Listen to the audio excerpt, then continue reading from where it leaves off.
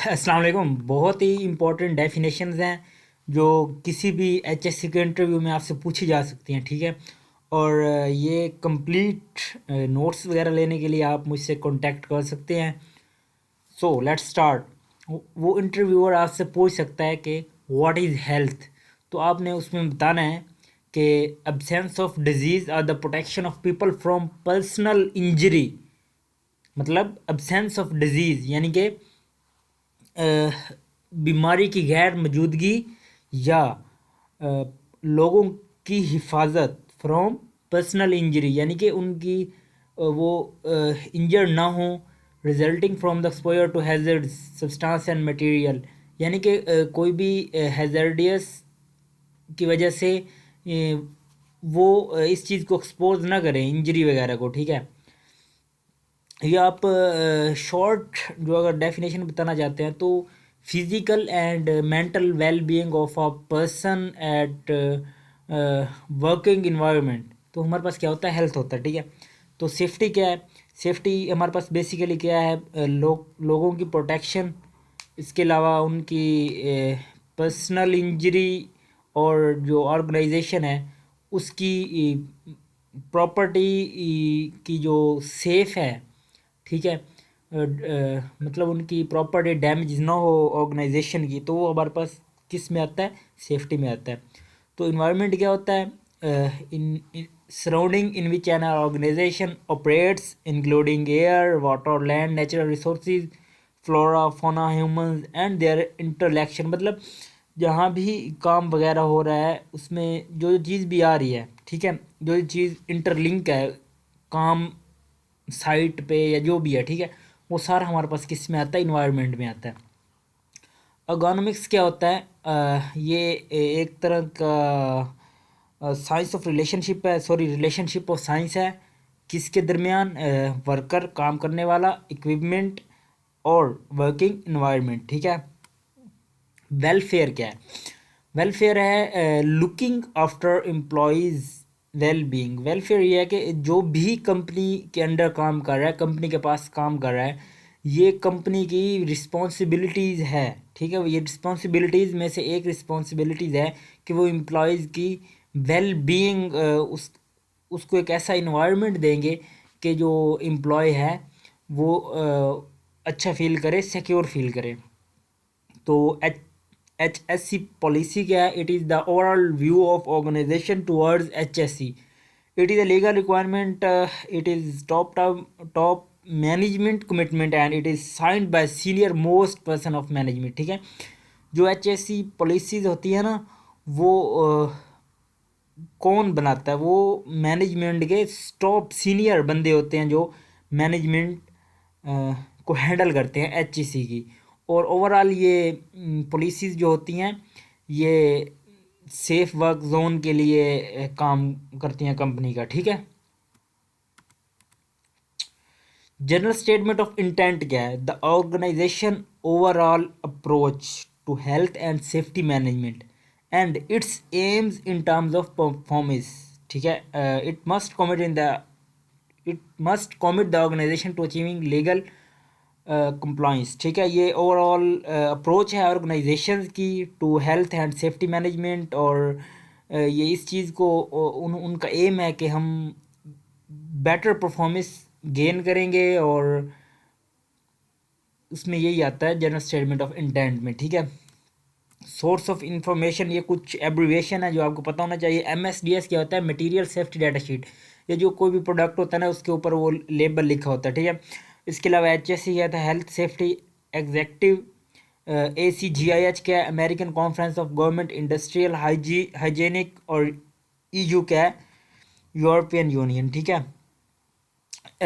Deviation और change of management में क्या फ़र्क है, डेविएशन जो होता है ना सडन चेंज, ठीक है, टेम्परेरी या सडन चेंज आ जाए वर्क के दौरान, तो ये क्या होता है डेविएशन। और चेंज ऑफ मैनेजमेंट क्या होता है, परमानेंट चेंज, ठीक है। कोई किसी भी कंपनी में कोई परमानेंट चेंज आता है,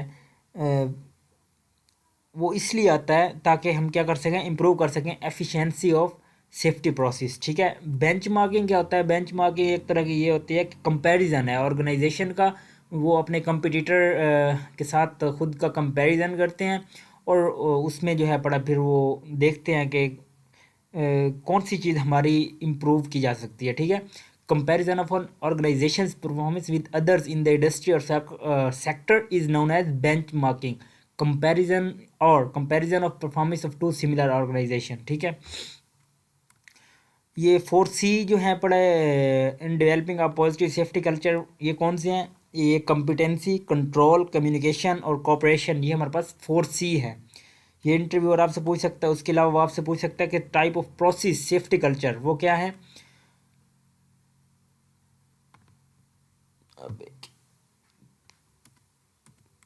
वो हमारे पास है pathological, reactive, calculative, proactive and generative. आगे हमारे पास है difference between proactive monitoring and reactive monitoring. तो प्रोएक्टिव मॉनिटरिंग है to ensure that health and safety standard are correct in the work place before accident. और रिएक्टिव मॉनिटरिंग क्या होते हैं कि जो हमारे पास एक्सीडेंट हो गए हैं और इंसिडेंट या कोई भी पर्सन बीमार हुआ है तो उन तमाम चीज़ों को जो है पड़ा कलेक्ट करके वहाँ से उनके जो भी एरियाज़ वीक थे जिसकी वजह से ये हैज़र्ड या एक्सीडेंट या इंसिडेंट हुआ है तो उनको इम्प्रूव करना। प्रोएक्टिव क्या होता है कि बिफोर हैपनिंग एनी एक्सीडेंट और इंसिडेंट हमें जो होता है कंट्रोल मेजर्स यूज़ करना। और इसके अलावा रिएक्टिव मॉनिटरिंग क्या होता है, जो भी एक्सीडेंट हो गए हैं वो उन पे काम करना। Difference between client and contractor. Client क्या होता है? क्लाइंट इज ऑर्गेनाइजेशन और individual for home the construction is carried out. Client ये होता है कि कोई भी कंपनी है उसके पास जिस चीज़ की भी वो सर्विस दे रही है, जो बंदा आता है उस सर्विस को लेने के लिए वो क्लाइंट होता है। और कॉन्ट्रैक्टर क्या होता है? जो उस काम को परफॉर्म करता है, ठीक है, क्लाइंट की नीड को पूरा करता है, ठीक है, वो हमारे पास क्या होता है? कॉन्ट्रैक्टर होता है। सेफ सिस्टम ऑफ वर्क क्या होता है? ये आपको आइडिया होना चाहिए कि सेफ सिस्टम वर्क क्या होता है। प्री प्लानिंग और उसमें रिस्क असेसमेंट, PTWO, सारा कुछ उसमें आ जाता है। कंट्रोल मेजर, PP, TBT, ये सारा सेफ वर्क सिस्टम में आता है, ठीक है। Audit very important. ऑडिट, और एक मिनट हम नेक्स्ट पे जाएंगे, उसको बाद में करेंगे, ठीक है। बाद में मतलब यहाँ वो इस तरह ज़्यादातर पूछते हैं। ऑडिट और इंस्पेक्शन क्या होता है? If we are saying simply inspection is a do, हम किसी भी चीज़ की इंस्पेक्शन करते हैं, ठीक है, हम उसको इंस्पेक्ट करते हैं, ठीक है। वो कोई भी इक्विपमेंट हो सकता है, हम उनकी इंस्पेक्शन करते हैं और ये टाइम टू टाइम करते हैं, ठीक है। और जो होता है ना ऑडिट, ये हम करते हैं क्वार्टरली, मिसाल के तौर पे 3-4 मंथ बाद या हाफ ईयर बाद या ईयर बाद, ये हम क्या करते हैं? ऑडिट करते हैं, ठीक है। तो एक्सप्लेनेशन क्या है? An inspection is typically something that a site required to do by a compliance obligation and an audit is process to checking the compliance obligation are met including, ठीक है। हम ये जो ऑडिट होता है ना, ये हम काफ़ी टाइम बाद करते हैं, उसमें प्रॉपर चेंजेस वगैरह लाने के लिए। और इंस्पेक्शन क्या है? ये हम टाइम टू टाइम करते हैं, ठीक है। Document will be check during an audit. Health and safety policy, risk assessment and safe system of work, training record, uh, minutes of safety committee meeting, record of health and safety monitoring activities, accident investigation reports and near miss reports, emergency arrangement, inspection report from insurance companies, record of work complaint, ठीक है। Method of statements again very good question और बहुत important है। It is a document which describe full details of method of our work, individual responsibilities, working equipment and working on which is submitted by contractor to client, ठीक है। तो method state में ये सारा कुछ मेंशन होता है कि हमने काम किस तरह करना है, हर बंदे की कौन कौन सी रिस्पॉन्सिबिलिटीज़ हैं, काम करने के लिए कौन कौन से इक्विपमेंट की ज़रूरत है और किस वर्किंग इन्वायरमेंट में ये फलां काम किया जा सकता है, ठीक है। हैज़र्ड, हैज़र्ड क्या है? Something with the potential to cause harm to people, equipment, environment and company reputation. Hazard ये है कि कोई भी चीज़ जिसमें इतना पोटेंशियल है कि वो कंपनी को, लोगों को, इक्विपमेंट को, माहौल को हार्म कर सकता है, तो हमारे पास क्या है? हैज़र्ड। हेल्थ हैज़र्ड्स सेपरेटली वो पूछ सकता है, तो हेल्थ हैज़र्ड में कौन से हो सकते हैं? Physical, chemical, biological hazard, psychological hazard, ergonomical hazard, mechanical hazard, electrical hazard, ये बहुत से हेल्थ हैज़र्ड है, ठीक है। Main hazard in the site, ठीक है। मेन हैज़र्ड कौन से होंगे? स्लिप, ट्रिप, फॉल्स होगा, फॉलिंग फ्रॉम हाइट होगा, फॉलिंग ऑब्जेक्ट होगा, कोलिजन विद ऑब्जेक्ट होगा, trapping, crushing under between object, manual handling, contact with machinery and hand tool, electricity हो सकती है, transport, contact with chemical, asphyxiation and drowning, fire and explosion, animal ETC, बहुत से hazard हो सकते हैं साइड पर, ठीक है। Main hazard in oil and gas में कौन सा हो सकता है? H2S रिलीज, ये बहुत इंपॉर्टेंट है ऑयल एंड गैस की इंडस्ट्री में। Hydrocarbon, working at height, thermal, pressure system, noise, chemical and driving. Pedestrian hazard कौन से हो सकते हैं? कोलिजन हो सकता है, एयरबोर्न पार्टिकल हो सकता है, स्लिप एंड ट्रिप हो सकता है, एंड और कौन से हो सकते हैं? एर्गोनॉमिक्स हो सकते हैं, ठीक है। रिस्क क्या हो सकता है? रिस्क होता है लाइक्लीहुड ऑफ हैज़र्ड, ठीक है। जिसमें ना क्या होगा कि हमें जो इंजरी हो भी सकती है, नहीं भी हो सकती, ये होता है हमारे पास रिस्क होता है, ठीक है। अक्यूट इफेक्ट ये होता है when a person exposure to high concentration of chemical for a short period of time and this effect generate in his body which is reversible, ठीक है। मतलब अक्यूट इफेक्ट ये होता है कि कोई भी पर्सन है वो एक्सपोज करता है किस चीज़ को? High concentration of chemical for a short period of time, ठीक है। और इसमें कोई वो रिवर्सिबल होता है, मिसाल के तौर पे कोई ज़्यादा ट्रबल नहीं बनता, ठीक है। टेम्परेरी ब्रीथिंग ट्रबल्स, डिजीनेस वगैरह होता है। और क्रोनिक इफेक्ट क्या होता है? When a person exposure to low concentration of chemical for prolonged period of time and this effect generate in his body which may or may not be reversible. Ammonia long time base can cause asthma, cancer। मिसाल chronic effect ये होता है कि उसको cancer हो गया, तो cancer is not a short term बीमारी या अस्थमा, ये एक ठीक है लॉन्ग लाइफ डिजीज़ हैं, ठीक है। तो जानलेवा डिजीज़ है, तो ये क्या होता है? क्रोनिक इफेक्ट होता है। LTV क्या होता है? थ्रेश होल्ड लिमिट वैल्यू क्या होती है? The concentration to which it is believe that a person can be expose continuously for short period of time without suffering from irritation. ये हमारे पास क्या होता है? थ्रेश होल्ड होता है। STL क्या होता है? Short time exposure limit. ये शॉर्ट टाइम होता है कि मिसाल के तौर पे कोई भी बंदा है वो मैक्सिमम 15 मिनट तक बगैर डेंजर के काम कर सकता है सेफली, ठीक है। और OEL क्या होता है? The maximum allowable concentration of airborne containment to which a person may be exposed for certain reference time, ठीक है। कन्फाइंड स्पेस क्या होती है? कन्फाइंड स्पेस कोई इनक्लोज्ड एरिया होता है जिसमें लिमिटेड एक्सेस एंड एग्रेस होता है, इसमें हैज़र्ड होते हैं, और ये इसमें अ पर्सन कैन बॉर्डली एंटर, और ये चीज़ें सारी इसमें क्या आती हैं? कन्फाइंड स्पेस में आती हैं। टूल बॉक्स स्टॉक फॉर्म क्या होता है? टूल बॉक्स स्टॉक ये होती है कि before starting from any work, तो कोई जिस भी एक्टिविटी पे हम काम कर रहे हैं, तो काम स्टार्ट होने से पहले एक सेफ्टी के रिलेटेड एक टॉक होती है, तो उसको हम क्या कहते हैं? Tool box talk. ट्रेनिंग क्या होती है? ट्रेनिंग ये होती है कि स्पेसिफिक एक्टिविटी पे या कोई भी न्यू एम्प्लॉय आया है तो उनको अकॉर्डिंग टू देयर कंपनी वो जो भी होता है वो उनको बताते हैं, गाइड करते हैं, तो ये सारा वो ट्रेनिंग में आता है। कॉम्पिटेंट पर्सन क्या होता है? Person who has SKETL skill, knowledge, experience, training limited, ये हमारे पास कॉम्पिटेंट पर्सन कंसिडर किया जा सकता है। इंसिडेंट क्या हो सकता है? इंसिडेंट ये हो सकता है कि an instance of something happening, an event or occurrence, ठीक है। और एक्सीडेंट क्या हो सकता है? एन अनवांटेड या unplanned event which lead to loss of some kind. Incident क्या होता है? Unplanned event which doesn't lead to loss of some kind, ठीक है। और एक्सीडेंट क्या हो सकता है? ये करता है लीड टू। अनसेफ एक्ट क्या हो सकता है?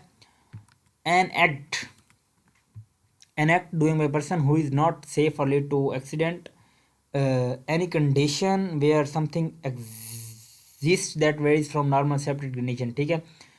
अनसेफ एक्ट एंड और अनसेफ कंडीशन में आपको फ़र्क आ गया होगा। नियर मिस क्या हो सकता है? An unwanted unplanned event which had the potential to result in a loss of. Near miss भी यही होता है कि अनप्लान्ड इवेंट होता है जिसमें पोटेंशियल होता है कि कहीं ना कहीं कोई नुकसान होगा। Lost time injury LTI, work related injury or illness that renders the injured person unable to perform any of their duties। ठीक है, मिसाल के तौर पे कोई पर्सन काम कर रहा है, ऑन द ड्यूटी है एंड वो इंजर्ड हो गया है, तो वो मज़ीद ड्यूटी परफॉर्म नहीं कर सकता, तो उसको क्या कहेंगे LTI। Restricted work case, restricted work कैसे क्या होता है, any work related injury which renders that injured person is temporary unable to perform all but still some of their normal work on any day after the day on injury, normal work on any day after the day on injury occur. ठीक है, ये होता है restricted work. मिसाल के तौर पे वो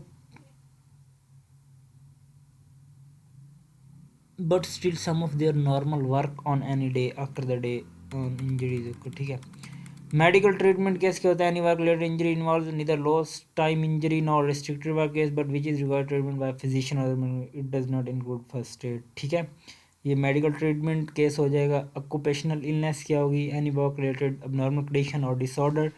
फर्स्ट एड का आपको आइडिया होगा कि मिसाल के तौर पे कोई बंदा काम कर रहा है तो सर्टन कुछ हुआ सडनली, तो वहाँ पे लोग इतने ट्रेन होते हैं कि वो फर्स्ट एड दे सकें, तो उसको हम फर्स्ट एड कहते हैं। एक्सकवेशन क्या होती है, वो मैड मैन मेड केविन या cut on the earth. Trench क्या होता है, डेप्थ में वो ग्रेटर होती हैं रेदर देन विड। ठीक है, तो ये ट्रेंच होता है, although the width is not greater than 15 feet। ठीक है, noise any unwanted irritated sound, radiation क्या है, emission of waves. Hot work क्या होता है, हॉट वर्क दैट में produce the heat work that involves continuous potential, मिसाल के तौर पे cutting, grinding, welding. And cold work क्या होता है, work that may not produce the heat but still they have potential of hazard. ठीक है, जोन क्लासिफिकेशन क्या होता है, relating flammable atmosphere zone, explosive gas present conditions of present long period। zone 1 क्या होता है, explosive gas atmosphere likely to occur normal operation, और zone 2 क्या है, explosive gas not likely to occur in normal operation, if it occurs it will not, it will only exist in a short flashback restrict special. ये हमारे पास एक device होती है, ठीक है, और ये चार्लविन वाल्व क्या होता है, ये हमारे पास एक वाल्व होता है, कोई भी mostly diesel engine in hazard environment is a serious safety risk, release of flammable gases और hydrocarbon vapour can occur at any time.